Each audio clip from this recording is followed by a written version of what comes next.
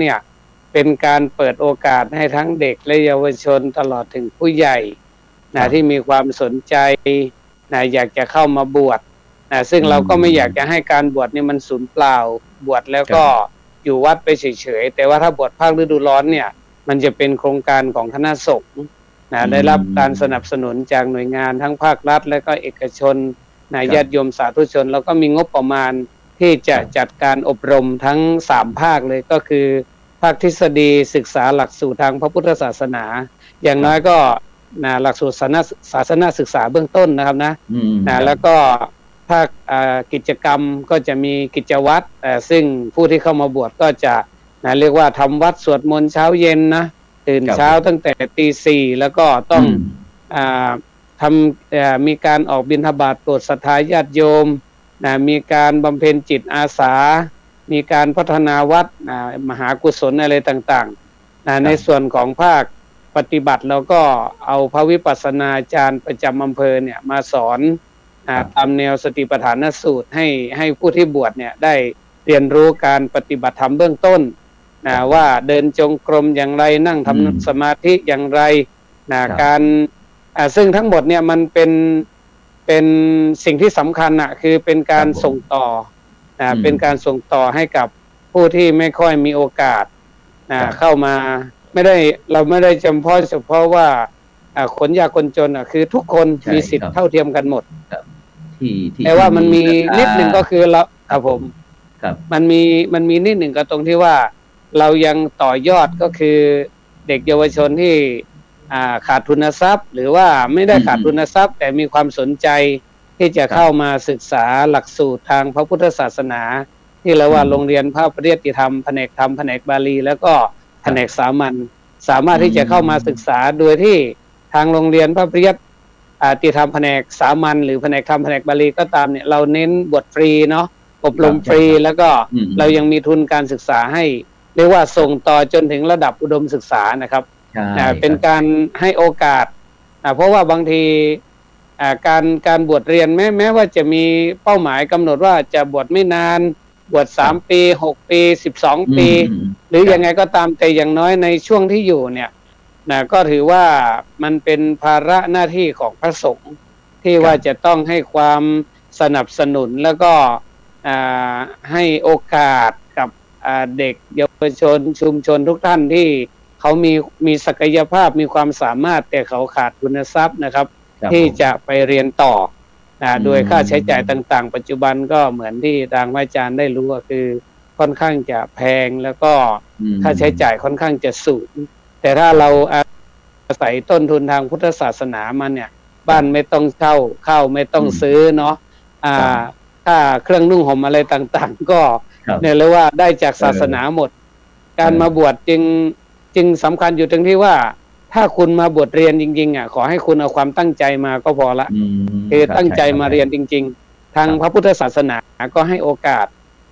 ถ้าหากว่าคุณอาจจะบวชไม่นานถึงแค่ม.3 หรือถึงแค่ม.6 เราก็ไม่ว่าหรือว่าถ้า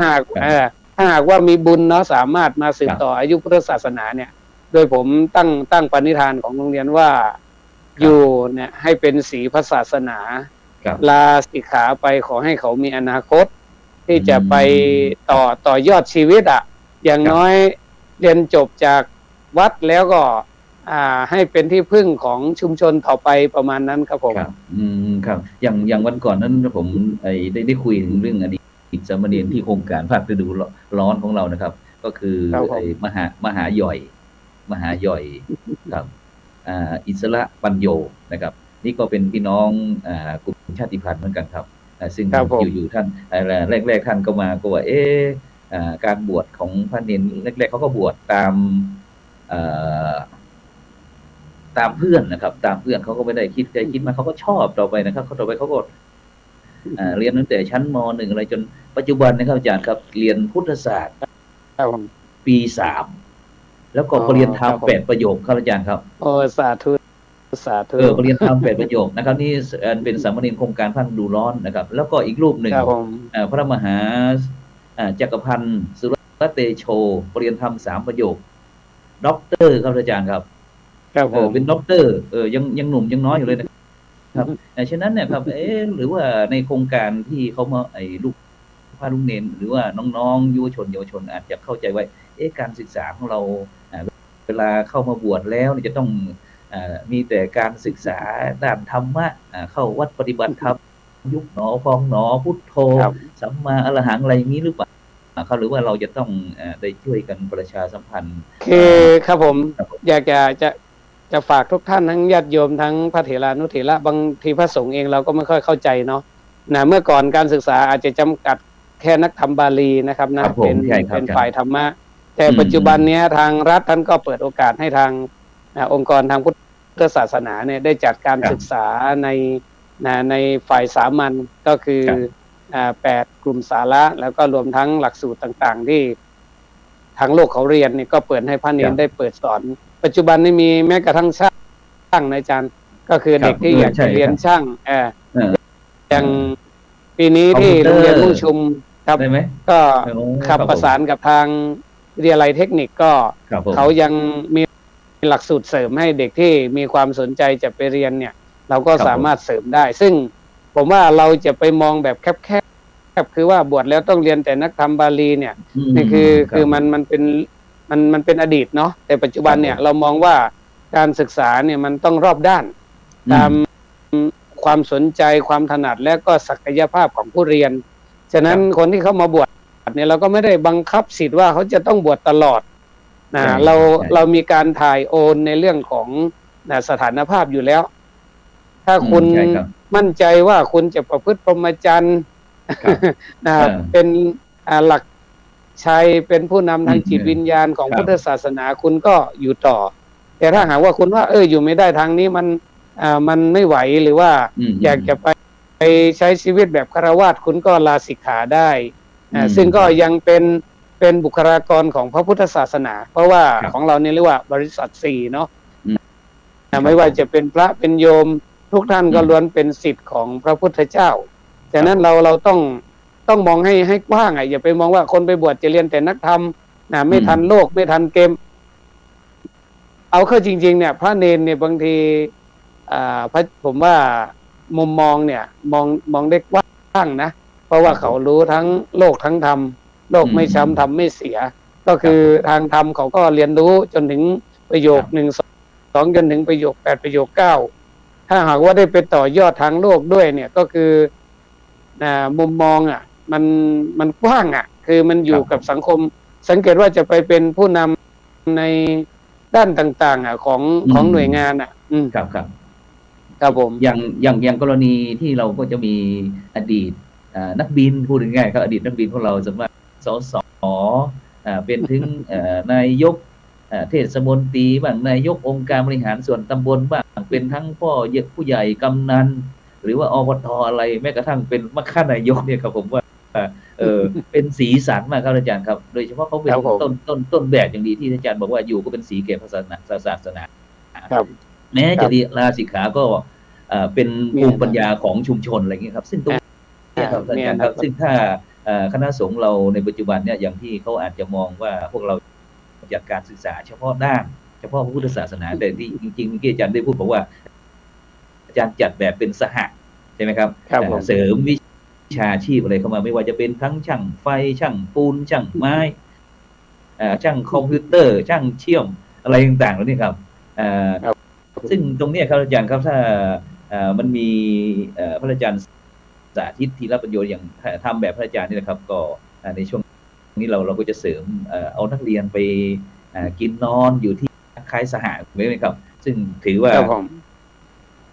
ตอบโจทย์ครับอาจารย์ก็ตอบโจทย์เลยครับผมคือปัจจุบันเนี่ยเราคือผมมองนะคือทุกฝ่ายแหละเราต้องมองที่สถาบันก็คือชาติศาสนาพระมหากษัตริย์ดังนั้นการที่เราทำงานเนี่ยเราไม่ได้ทำงานเพื่อพระพุทธศาสนาอย่างเดียวแต่เราทำเพื่อสถาบันก็คือถ้าเรา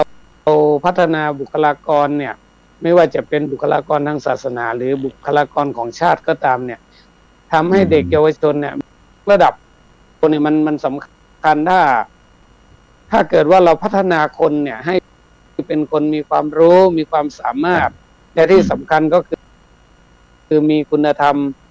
มันก็เป็นประโยชน์นะครับคือมองจริงๆแล้วคือมันเป็นประโยชน์ทุกด้านทุกส่วนปัจจุบันเนี่ยมันยังมีบางท่านบางคนอาจจะมีอคติซึ่งอคติเนี่ยมันเป็นตัวบ่อนทำลายคือเรื่องเล็กก็กลายเป็นเรื่องใหญ่ครับมันมีเรื่องทะเลาะวิวาทโจมตีว่าร้ายกันแต่จริงๆเนี่ยถ้าเรามีสติคือเราตั้งสติให้ดีว่าเรามีหน้าที่อะไรแล้วก็พยายามทำหน้าที่ของเราปัจจุบันนี้พระสงฆ์หลายท่านก็ลงมาช่วยชุมชนเยอะขึ้นครับงานของพระสงฆ์เนี่ยจริงๆแล้วสมัยที่เราศึกษาตามพระธรรมวินัยเนี่ยพระพุทธองค์ท่านก็บอกว่าพระสงฆ์เนี่ยคนที่บวชเข้ามาเนี่ยอย่างน้อยก็จะมีธุระอยู่2 อย่างก็คือคันธธุระแล้วก็วิปัสสนาธุระคันธธุระเนี่ยถือว่าเป็นการพัฒนาพระสงฆ์ให้เป็นภูมิปัญญาของชุมชนของชาติเนาะแล้วก็ในส่วนของวิปัสสนาธุระเนี่ยก็คือพัฒนาพระสงฆ์ให้เป็นคนมีคุณภาพ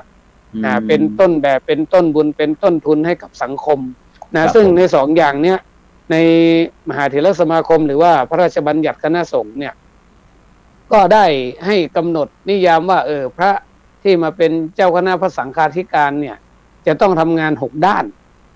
ทำงาน6 ด้านถือว่าเป็นงานหลักของพระเนี่ยก็คือ1ก็คืองานด้านปกครองก็คือดูแลลูกศิษย์ลูกหาที่เข้ามาบวชให้อยู่ตามเรียกว่าตามพระธรรมวินัยตามกฎมหาเถรสมาคมตามระเบียบคำสั่งอะไรต่างๆเนี่ยคือเป็นเรื่องของการปกครองนะครับ2ก็คือด้านเผยแผ่ก็คือเอาพระธรรมคำสอนต่างๆเนี่ยมาแนะนำสั่งสอนอบรมเนาะชุมชนให้ได้รู้บาปบุญคุณโทษอะไรต่างๆอันดับที่3ก็เป็นเรื่องของการศึกษาซึ่งได้แก่การศึกษาแผนกธรรมแผนกบาลีปัจจุบันก็จะมีแผนกสามัญเข้ามาด้วยแล้วก็ประการที่4ศึกษาสงเคราะห์แล้วก็ไปช่วยเหลือเด็กที่ยากไร้เด็กที่ยากจนเยาวชนกุลบุตรกุลธิดาก็มีศูนย์ศึกษาพุทธศาสนาวันอาทิตย์บ้างมีโรงเรียนผู้สูงอายุบ้างอะไรต่างๆเข้ามาเป็นศึกษาสงเคราะห์หรือว่าถ้าเราไม่ได้สอนก็มีทุนการศึกษาให้กับเด็กและเยาวชนต่างๆเนาะนี่คือเป็นบทบาทที่เจ้าคณะพระสังฆาธิการท่านก็ทำเป็นเรื่องปกติธรรมดาอยู่แล้วส่วนเรื่องที่5ก็คือเป็นเรื่องของเรียกว่าสาธารณสงเคราะห์ก็คือการช่วยเหลือเหมือนที่พระสงฆ์ออกมาแจกของบ้างแบ่งบุญบ้างอะไรต่างๆที่เราเห็นกันชุมชนยากไร้ก็ไปสร้างบ้านเอื้ออาทรเอาของเอาน้ำเอาอะไรในยามประสบภัยต่างๆน้ำท่วมไฟไหม้อะไรต่างๆก็ไปช่วยเหลือชุมชนและประการสุดท้ายก็คือด้านสาธารณูปการการก่อสร้างการดูแลศาสนวัตถุศาสนสถานต่างๆให้เป็นหลักชัยของพุทธศาสนิกชนให้สวยงามให้ดีงามให้เป็นประโยชน์ซึ่งปัจจุบันกลายเป็นแหล่งท่องเที่ยวก็เยอะหลายวัดนะครับทำให้ชาวต่างชาติเขาบอกว่าถ้ามาเมืองไทยเนี่ยก็ต้องมาดูวัดเสร็จจากดูวัดก็ไปดูวังแล้วก็ไปดูธรรมชาติสิ่งแวดล้อมอะไรต่างๆซึ่งประเทศไทยเรานี้ได้เปรียบในแต่ละปีมีคนต่างชาติมาเยอะแยะเลยซึ่งเป็นผลพลอยได้ให้กับประเทศชาติด้วยว่าการที่พระสงฆ์ท่านพัฒนาวัดนั้นบางทีท่านก็ได้ทุนทรัพย์มาจากศรัทธาญาติโยมไม่ได้มาจากรัฐเลยบางทีแต่ประโยชน์ให้กับชุมชนให้กับสังคมประเทศชาติยกตัวอย่างเช่นวัดอะไรปัจจุบันดังๆวัดห้วยปลากั้งวัดล่องเสียเต้นวัดดอยสุเทพวัดมากมายครับปรารณาไม่หมดล่าสุดนี่ท่านอาจารย์ครับถ้ามาเชียงใหม่นี้ต้องไปวัดบ้านเด่นวัดบ้านเด่นครูบาเจ้าเทียมนะครับที่อำเภอแม่แตงวันนั้นผมไม่รู้หลวงพ่อว่าเดี๋ยวคุณหลวงพ่อพระเทศสิงหาวราจารย์ก็บอกว่าพระผู้พาคณะพระอนุจรไปเที่ยวที่แม่แตงผมก็นึกถึงแม่แตงเมื่อ10-20 ปีก่อนนี่อาจารย์ผมก็เลยบอกมันไกลงั้นอย่างนี้พอวันนั้นผมมาเจอแขกนักท่องเที่ยวบอกว่าวัดบ้านเด่นอยู่ที่ไหนไปทางไหนผมก็จะไปที่แม่แตงนั่นแหละเขาก็เอารูปมาให้ดูโอ้โหอาจารย์พัฒนาไปเยอะเลยครับทั้งจีปาถะที่เป็นแหล่งท่องเที่ยวที่อาจารย์บอกอยู่ว่าวัดของเราเป็นแหล่งท่องเที่ยวครับฉะนั้นอาจารย์ครับเมื่อกี้ท่านอาจารย์ได้พูดถึงเกี่ยวกับเรื่องภาระหน้าที่ของพระสงฆ์พระมหาเถระของพระสงฆ์สามเณรอะไรต่างๆครับที่นี้อาจารย์ครับ ยังไม่กี่วันนี้ก็จะถึงวันสำคัญในทางพระพุทธศาสนาครับซึ่งก็จะเป็นวันมาฆบูชานะครับซึ่งปีนี้ก็ตรงวันที่6มีนาคมปีพุทธศักราช2566นี่นะครับซึ่งอาจารย์ครับในช่วงนี้รู้สึกว่ากระสุนจะตกทางคณะสงฆ์ไทยซะเหลือเกินทางพุทธศาสนาซะเหลือเกินครับอาจารย์ครับซึ่งอาจารย์ได้ดูเกี่ยวกับทางสื่อออนไลน์บ้างทางทีวีอะไรบ้างครับซึ่งแต่ละที่แต่ละท่านก็แต่ละช่องนี่ก็ประโคมกันซะเหลือเกินครับครับคือเป็นทั้งบวกทั้งลบนะครับนะถ้าเรามองในแง่บวกก็คือมันก็เป็นการดีอย่างหนึ่งที่จะทำให้คณะสงฆ์ได้กลับมาทบทวนบทบาทหน้าที่เนาะตลอดจนถึงกุลบุตรทั้งหลายที่จะเข้ามาบวชเนี่ยเรารู้เราเห็นว่าสิ่งไหนควรทำสิ่งไหนไม่ควรทำเมื่อเข้ามาบวชแล้วก็จะได้รู้ว่าการบวชนั้นน่ะเราต้องทนในสิ่งที่ชาวบ้านเขาทนไม่ได้เราต้องอดในสิ่งที่ชาวบ้านเขาอดไม่ได้แต่ถ้าเกิดว่าครับผมถ้าเราทนไม่ได้จริงๆเขาก็ไม่ได้มัดเราไว้เราก็สามารถที่จะลาสิกขาไปใช้ชีวิตแบบฆราวาสโดยที่เราไม่ต้องเอาศาสนามาเป็นเครื่องมือเลี้ยงชีพเครื่องมือหากินอะไรซึ่งมันเป็นเรื่องของผิดศีลธรรมนะครับนะผิดมากๆเลยก็คือในแง่บวกคือเรามองมันก็เป็นผลดีนะครับแต่ว่าในส่วนของชุมชนญาติโยมก็จะต้องศึกษาเรียนรู้ว่าการทำผิดนั้นมันเป็นเรื่องของคนนะครับแต่ว่าการให้อภัยนั้นเป็นนิสัยของเทวดาแต่ผู้ที่เข้ามาบวชเนี่ยบางทีเขาก็อย่างที่ผมบอกแหละคือการที่เอาคนมาบวชเนี่ยบางทีมันก็วัดคุณภาพของคนด้วยอาจารย์คือในยุคไหนสมัยไหนถ้าชุมชนผู้คนเนี่ยมีศีลธรรมบาปเป็นบาปบุญเป็นบุญยึดมั่นอยู่ในสุจริตไม่ทุจริตนะเหมือนที่เราบอกว่าวันโอวาทปาติโมกข์ที่พระพุทธเจ้าท่านแสดงนั่นแหละท่านบอกว่าเว้นทุจริตประพฤติสุจริตทำจิตให้ผ่องใสถ้าเราทำอย่างนี้ปุ๊บเนี่ยคือญาติโยมทั้งหลายก็ต้องมองว่าศาสนาเนี่ยมันยังไงมันก็ไม่ด่างพร้อยเนี่ยเพราะพระธรรมคำสอนของพระพุทธเจ้าเนี่ยค่อนข้างจะบริสุทธิ์ผุดผ่องอยู่แล้วพระพุทธองค์เองก็เป็นต้นแบบเป็นต้นทุนแล้วพระอริยสงฆ์ก็ดีเลิศอยู่แล้วแต่ลูกชาวบ้านทั้งหลายที่อยู่ในชุมชนแต่ละชุมชนเนี่ยมันก็หลากหลายเหมือนกันคือเราบอกว่าพระเมืองไทยแย่แล้วนะบางทีเราไปดูพระพม่าอย่างผมไปหลายประเทศอย่างโดยเฉพาะประเทศพม่าเนี่ยเคยครั้งหนึ่งไปเที่ยวเมืองยองครับก็เขามีงานออกร้านก็คืองานฉลองนะครับปรากฏว่าเห็นพระพม่าบางรูปบางองค์เนี่ยท่านไม่เรียบร้อยนุ่งจีวรบ้างนุ่งเสื้อบ้างออกมาเต้นมาฟ้อนมาลำเนาะซึ่งเรามองดูแล้วบอกโหถ้าเป็นเมืองไทยนี่คงจะเป็นข่าวใหญ่เนาะคงจะเป็นเรื่องแต่ว่าบ้านเขานี่ทำไมไม่เป็นก็เลยไปถามโยมว่าโยมพระทำไมเกเรแบบนี้แล้วโยมยังจะใส่บาตรอยู่ไหมโอ้โยมเขาตอบดีนะอาจารย์เขาบอกว่าเขายังใส่บาตรเขาบอกว่าการใส่บาตรการบำรุงศาสนาเนี่ยเป็นหน้าที่ของเขาเป็นหน้าที่ของทุกคนแต่ว่าพระเหล่านี้มันมีหลายระดับก็ว่าอย่างนั้นนะคือระดับที่มันถ้าเราบอกมุบวสีเราอาจารย์คือมันมีหลายระดับอย่างที่ประเทศพม่าหรือว่าที่เมืองยองที่ไปเนี่ยเขาก็บอกว่าเริ่มตั้งแต่พระกะเลวราชก็คือพระทั่วไปที่ศึกษาน้อยบวชน้อยเรียนน้อยพฤติกรรมไม่ดีอะไรมาเนี่ยคืออยู่ชั้นล่างสุดแต่เพราะว่าพัฒนาขึ้นมาอีกนิดหนึ่งก็จะเป็นระดับสิทธิก็คือเริ่มจะเข้ากรอบนะพอสิทธิก็มีสามีมีสามีก็ดีขึ้นมาอีกมีครูบาครับใช่เป็นระดับเข้าไปครับผมก็ไม่ได้ศึกษาละเอียดนักแต่เขาบอกว่ามันจะเป็นชั้นถ้ามาถึงขั้นครูบาบุญชุ่มเนี่ยก็คือโอ้ท่านดีแล้วนะท่านเป็นเนื้อนาบุญละถ้าไปจนถึงสังฆราชนี่ก็คือเหมือนกับเป็นอริยะซึ่งเรามองตรงนี้ว่าประเทศไทยเราก็ต้องแบ่งแยกพระด้วยว่าไม่ใช่ว่าพระเหมือนที่หลวงพ่อสมเด็จ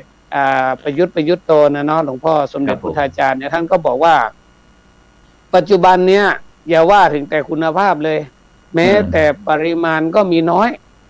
หลายวัดเนี่ยวัดประเทศไทยมี 30,000 กว่าวัด ครับ แต่ว่าร่วม20,000 วัดเนี่ยแทบจะไม่มีเจ้าอาวาสนะอาจารย์ก็คือมีครับ บางทีหลวงตาเนาะพระหลวงตา ครับ มาบวชตอนแก่อายุเยอะจริง80-90แต่ถ้าไปถามพรรษาเนี่ยบางทีบางรูปเนี่ย2-3 พรรษาเองนะครับคือเข้ามาในพระธรรมวินัยไม่นานซึ่งการประพฤติต่างๆเนี่ยถ้าเขามาบวชตอนแก่เนี่ยบางทีเขาก็เอาความเคยชินที่เขาเคยเป็นฆราวาสกินเหล้าเมายาบางทีก็ทำไม่คือพฤติกรรมของเขานั่นแหละมันชินจนเข้ามาสู่ศาสนาไม่นานแล้วก็ไม่ได้มีครูบาอาจารย์ดูแลบางครั้งก็เอานิสัยเดิมๆดูหมอดูเมื่อเตกลงยันอะไรต่างๆมากมายที่เราเห็นเป็นข่าวทุกวันเนี่ยหนักกว่านั้นก็คือไปจีบตีกาไปติดเมียเก่าอะไรสารพัดในจำซึ่งเป็นซึ่งตรงเนี้ยมันครับมันเป็นเรื่องของสังคมเราจะต้องเข้าใจว่าปัจจุบันเนี้ยอย่าว่าแต่คุณภาพเลยปริมาณเนี่ยเราก็มีพระที่ไม่เพียงพอนะด้วยญาติโยมทั้งหลายเนี่ยบางทีทัศนคติเราว่าคนไปบวชเนี่ยเหมือนกับสิ้นไร้ไม่ตอกอกหักหลักลอยไฟงานสังขารเสื่อมอะไรประมาณนั้นแต่จริงๆเราจะคัดคนเข้าสู่ศาสนาเนี่ยญาติโยมทั้งหลายเนี่ยก็ต้องตั้งกัลยาณจิตว่าการเอาลูกไปบวชเนี่ยมันเป็นบุญมหาศาลเป็นญาติกับพระศาสนาเนาะถ้าลูกคนไหนมีความประพฤติดีมีความประพฤติเรียบร้อยมีจิตใจใฝ่ธรรมะสนใจธรรมะเก่งฉลาดเราก็เอาคนเหล่านี้แหละเข้ามาบวชมาช่วยศาสนาไม่ใช่คนที่โอ้โหไม่มีใครเอาละ ไม่มีใครเอาแล้วเราเอามาบวชแล้วถามว่าเราเลือกมาแบบนี้นะแล้วทีนี้เมื่อเราเลือกมาแบบนี้เราก็ต้องทำใจแล้วนะทำใจต้องเข้าใจธรรมชาติธรรมดาของเขาว่าเขาเป็นแบบนั้นเขาเรียนไม่เก่งเขาก็หันไปทางไอ้ที่เขาชอบไปสักยันต์บ้างไปอะไรคือที่เขาถนัดดังนั้นบางอย่างมันก็ผิดธรรมผิดวินัยนะซึ่งเราก็ไม่ได้จะโจมตีใครนะครับแต่มองจริงๆว่าศาสนาเนี่ยไม่ได้เป็นเรื่องของพระสงฆ์แต่มันเป็นเรื่องของพุทธบริษัท4ที่เราจะต้องร่วมด้วยช่วยกันนี่เราฝากศาสนาไว้กับพระทีนี้พระล่ะบางทีมันก็อย่างที่บอกนั่นแหละกระบวนการพัฒนาเนี่ยมันใช้เวลานะอาจารย์นะคนเข้ามาบวชเนี่ยต้องใช้เวลาแล้วก็ต้องไม่ใช่ว่าคนบวชแล้วมันจะดีเลยไม่ใช่ครับมันบางทีบางเขาจะคุณต้องหมดกิเลสนะเนี่ยแต่บางท่านบางองค์ท่านก็ครับบางท่านบางองค์ท่านก็อยากสึกในอาจารย์ผมก็สังเกตแม้แต่ผมเองก็เหมือนกันแต่ด้วยข้อจำเป็นบางอย่างครับที่ทั้งครูบาอาจารย์ทั้งผู้หลักผู้ใหญ่คนเฒ่าคนแก่บางทีก็ขอไว้นะเคยมีเพื่อนคนหนึ่งเขาไปขอสึก5 ปีถึงได้สึกคือเขาก็พยายามโยมเขาก็ว่าท่านอยู่ก่อนนะวัดไม่มีพระเลยถ้าท่านสึกไปแล้วใครจะมาสืบศาสนาขอให้ท่านอยู่ก่อนเพื่อนบอกว่าแม่ไม่เป็นไร1 ปีพอ1 ปีจะสึกยังขอต่อ2 ปี3 ปีบางทีจนบอกว่าดีเกินไปก็ญาติโยมไม่ให้สึกก็เลยออกนอกทางสักหน่อยเอาเหล้ามากินบ้างอะไรบ้างซึ่งเมื่อญาติโยมเห็นว่าท่านทนไม่ไหวจริงๆก็ปล่อยให้สึกอะไรประมาณนี้ครับซึ่งมันก็มีนะมันเป็นเรื่องที่ญาติโยมทั้งหลายต้องมองธรรมชาติธรรมดาของคนด้วยว่าถ้าเรา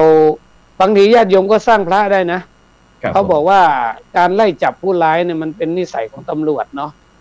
แต่ว่าการสร้างคนดีเนี่ยมันเป็นวิถีของชาวพุทธพระพุทธเจ้าเป็นต้นแบบองคุลิมานเนี่ยเป็นปัญหาของประเทศชาตินะพระองค์ก็ไปปราบจนโจรเนี่ยกลายเป็นพระเนาะจากโจร500เนี่ยก็คือกลายเป็นอริยะได้ก็คือไล่สร้างคนดีเมื่อคนดีมากขึ้นเนี่ยคนร้ายมันก็หายไปเองนะปัจจุบันนี้เราสังคมพุทธเราเนี่ยไม่ได้สร้างคนดีนะเราไปไล่จับผู้ร้ายจนบางทีก็คือเรามองแต่ผิดบางทีบางสิ่งบางอย่างครับจับผิดบางทีเราก็น่าจะยกมือไหว้นะผมว่าทุกวันนี้ว่าแค่ยกมือไหว้เนี่ยก็ทำให้พระหลายองค์ไม่กล้าทำผิดนะอย่างเวลาสามเณรตัวน้อยเนี่ยไปบิณฑบาตญาติโยมยกมือไหว้เนี่ยบางทีเนรก็มาเล่าให้ฟังนะว่าแหมโยมไหว้แล้วไม่กล้าเกเรเลยคือยิ่งนับถือมากยิ่งเคารพมากมันทำให้ครับแม้แต่วัดมันได้ยกนะคือวัดธรรมกายเนี่ยผมเคยไปก็คือเรายอมรับว่าระบบเขาดีมากเลย ตอนนั้นผมไปก็คือตามนิสัยเราบางทีถอดรองเท้าเราก็ไม่ค่อยถอดไอ้กับชั้นวางอ่ะคือความมักง่าย พอ เนาะ เราไปงานพระธรรมกาย ผมไปเนี่ยผมไปถอดอาจารย์ ผมไปถอดแบบรีบเร่งอ่ะไปถอดไม่อยู่บนชั้นวางแต่นี่โยมคนหนึ่งเขายกมือไหว้เราบอกคุณเจ้าขอโทษนะเจ้าค้าแล้วก็โยมเขาก็หยิบรองเท้าเนี่ยไปวางชั้นมันโดนตบหน้าเลย ตั้งแต่นั้นมานี่สติมันมาแล้วไม่กล้าถอดไม่กล้าถอด ครั้งเดียวก็เกินพอใช่ไหม ครั้งเดียวก็เกินพอครับมันสอนเราไปในตัวคือบางทีสังคมพุทธเราน่าจะมาแบบ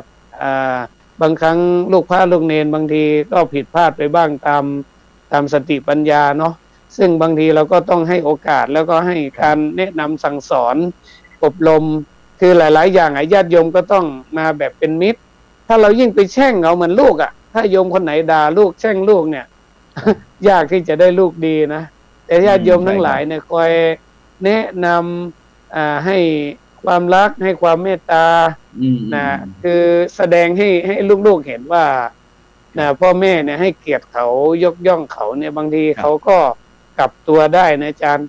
คือกลับตัวกลายเป็นลูกที่ดีรักพ่อรักแม่ก็กระบวนการตรงนี้เราอย่าไปลืมพระพุทธเจ้าท่านส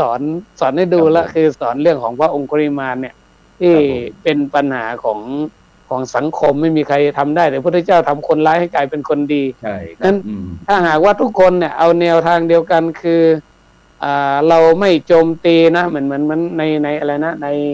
วิธีการเผยแผ่พุทธศาสนาเนี่ยอนุปวาโทอนุปคาโตน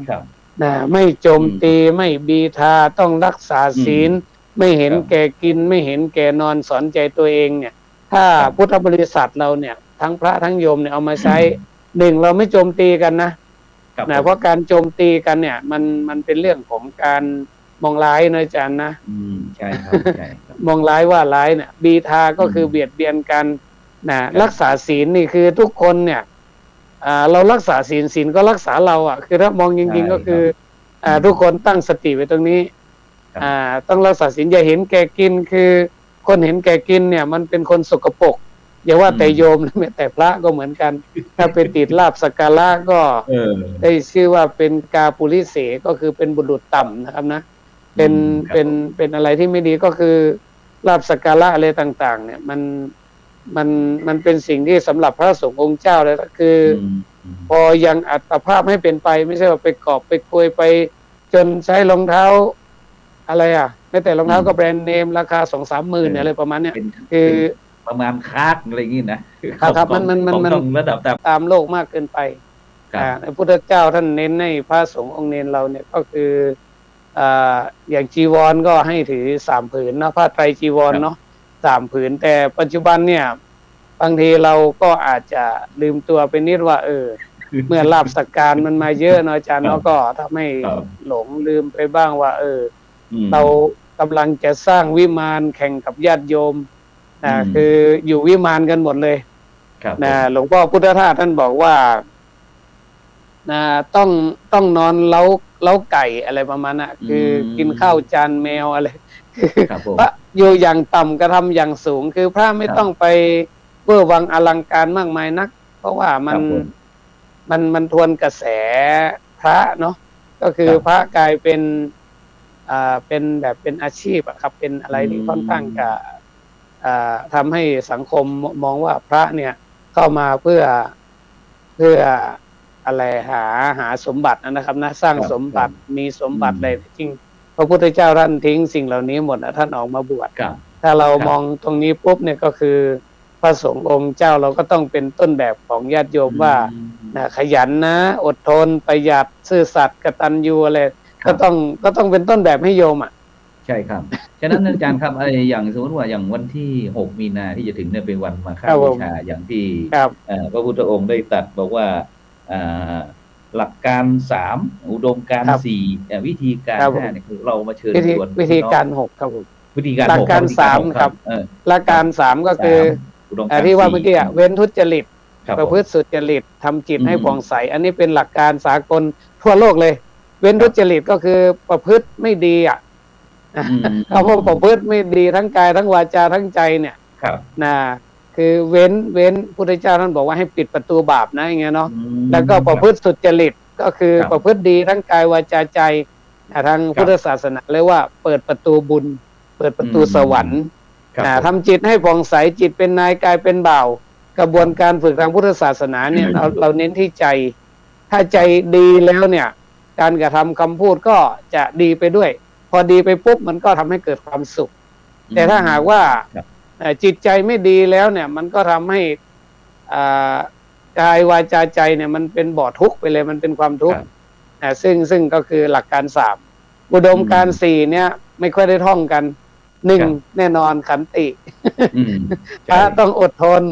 อืม อย่างที่บอกว่าทนในสิ่งที่ชาวบ้านทนไม่ได้ อดในสิ่งที่ชาวบ้านเขาอดไม่ได้นั่นแหละเราถึงมีอุดมการณ์ตรงเนี้ย ครับ นะข้อที่สองก็คือนิพพานเป้าหมาย ครับ สูงสุดก็คือดับทุกข์เนาะหลายลูกก็อาจ ครับ จะลืมไปแล้ว อืม ประการที่สามคนที่ว่าเป็นพระต้องไม่เบียดเบียนคนอื่นนะถ้าเบียดเบียนคนอื่นเนี่ยไม่ใช่บรรพชิต ถ้าทำให้คนอื่นลำบากก็ไม่ใช่สมณะ ทั้งหมดนี่ถือว่าเป็นอุดมการณ์ทางพระพุทธศาสนาที่พระทุกองค์จะต้องประพฤติปฏิบัติคือต้องเอามาเป็นอุดมการณ์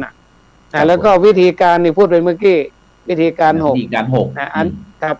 อนุปวาโทอนุปคาโตไม่ว่าร้ายไม่ทำร้ายกัน ไม่ว่าร้ายไม่ ปาติโมกข์ ทำร้าย ครับปาติโมกข์เขจะสังวโรครับก็คือ เคารพกฎกติการู้จักพอประมาณนะครับ ครับ เกี่ยวกับเรื่อง มัตตัญญุตาก็คือประมาณการอยู่การกิน อย่าให้มันกลายเป็นอยู่อย่างหรูอ่ะ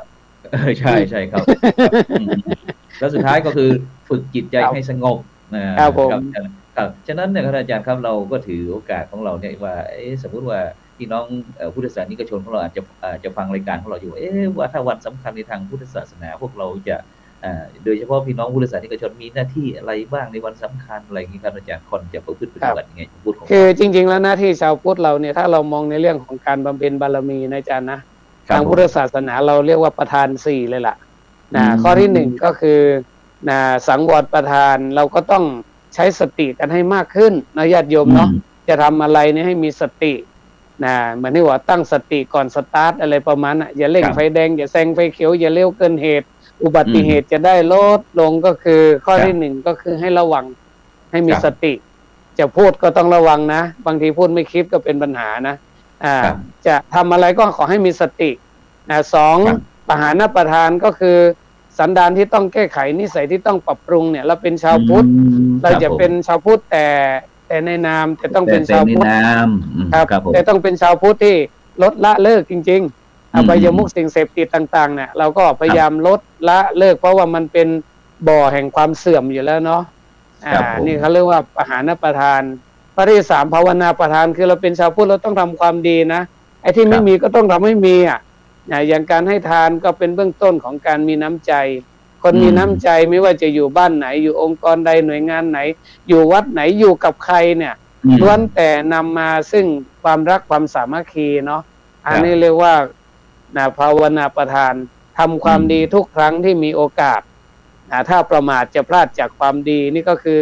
ภาวนาประทานและประการสุดท้ายเนี่ยอนุรักษณาประทานแล้วทุกคนมีความดีแล้วถ้าไม่มีความดีไม่ได้มาเกิดเป็นคนเราก็ต้องรักษาความดีของเราไว้เขาบอกว่าเนื้อเนี่ยมันไม่เน่าก็เพราะหมักเกลือคนไม่เน่าเสียก็ต้องมีธรรมะก็คือรักษาความดีเราทำความดีให้มากขึ้นอย่างน้อยบุญกิริยาวัตถุ3อย่างเนี่ยชาวพุทธเราต้องทำละก็คือยังไม่ให้ทานก็อย่าเพิ่งกินรู้จักทำบุญใส่บาตรวันพระวันโกนก็เข้าวัดเนาะทำบุญใส่บาตรเป็นการลดความติดในเรื่องของเขาเรียกว่าบริโภคนิยมเนาะลดสิ่งเหล่านั้นลงสองยังไม่รักษาศีลออกไปไหนก็คือเราเน้นไม่เบียดเบียนกันทั้งการกระทำคำพูดอะไรที่มันทำแล้วทำให้ตัวเองเดือดร้อนทำให้คนอื่นเดือดร้อนนั่นมันไม่ใช่คำสอนพระพุทธเจ้าเนาะเราก็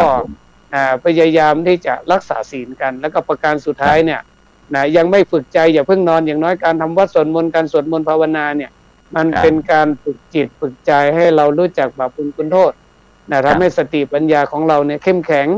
สิ่งไหนมันเป็นบาปเป็นโทษไม่มีประโยชน์เราก็ลดละเลิกสิ่งไหนมันเป็นบุญเป็นคุณมีประโยชน์เราก็เอามาประพฤติปฏิบัติ ซึ่งเรียกว่าเนี่ยวันมาฆบูชาเนี่ยมันก็จะเป็นประโยชน์โดยตรงกับญาติโยมทุกคนรวมทั้งพระสงฆ์องค์เจ้าครับผมครับฉะนั้นก็เป้าหมายของเราก็คือจะทำอย่างไรให้พี่น้องชาวพุทธของเราสามารถที่จะเป็นชาวพุทธที่แท้จริงก็คือสามารถรู้ดีทำดีรู้ชั่วเว้นชั่วนะครับแล้วก็ความขโมยหมดไปเพราะฉะนั้นเนี่ยคนดีตกน้ำไม่ไหลตกไฟไม่ไหม้นะอาจารย์ถ้าเขาบอกว่าถ้าเป็นคนเก่งจะได้เปรียบคนอื่นแค่1 ปีแต่ถ้าเป็นคนดีเนี่ยหรือว่าทัศน